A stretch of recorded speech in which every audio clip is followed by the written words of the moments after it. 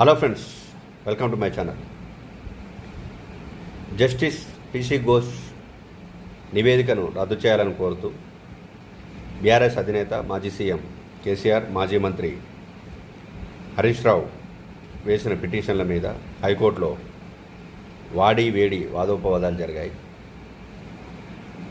ఈ నివేదిక మీద అసెంబ్లీలో చర్చించిన తర్వాత చర్యలు తీసుకుంటారా, చర్చించక ముందా అనే విషయం మీద ప్రభుత్వానికి హైకోర్టు పలు ప్రశ్నలు సంధించింది.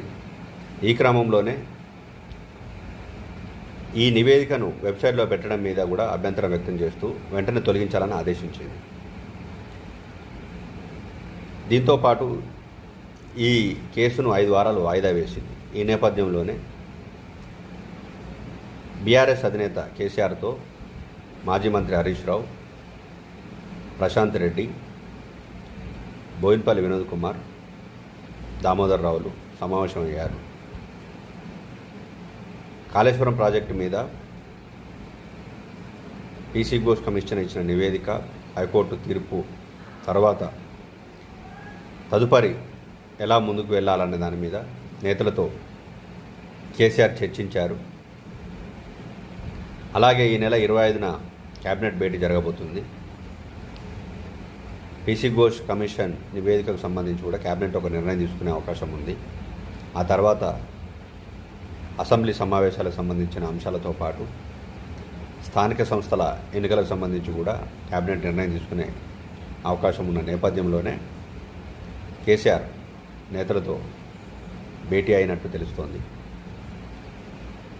స్థానిక సంస్థల ఎన్నికల్లో ఎలా వ్యవహరించాలి, పార్టీలో నెలకొన్న అంతర్గత విభేదాలు, ప్రధానంగా కవిత కేటీఆర్ల మధ్య వచ్చిన గ్యాప్ను ఎలా పూడ్చాలి, నేతలను స్థానిక సంస్థల ఎన్నికలు ఎలా సన్నద్ధం చేయాలి తదితర అంశాలు కూడా నేతల మధ్య చర్చకు వచ్చినట్టు తెలుస్తోంది. ఈ ఎన్నికల షెడ్యూల్ వస్తే కనుక కేసీఆర్ జిల్లాల పర్యటన చేస్తారా, మీటింగ్లు నిర్వహిస్తారా అనేది కూడా ఒక చర్చ, రాజకీయంగా చర్చ జరుగుతుంది. ఆయన రావాలని కూడా కోరుకుంటున్నారు.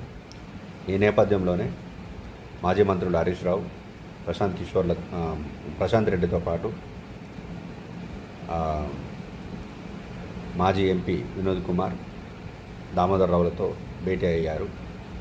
చూడాలి తదుపరి బీఆర్ఎస్ కార్యాచరణ ఎలా ఉంటుందని. Thanks for watching this video.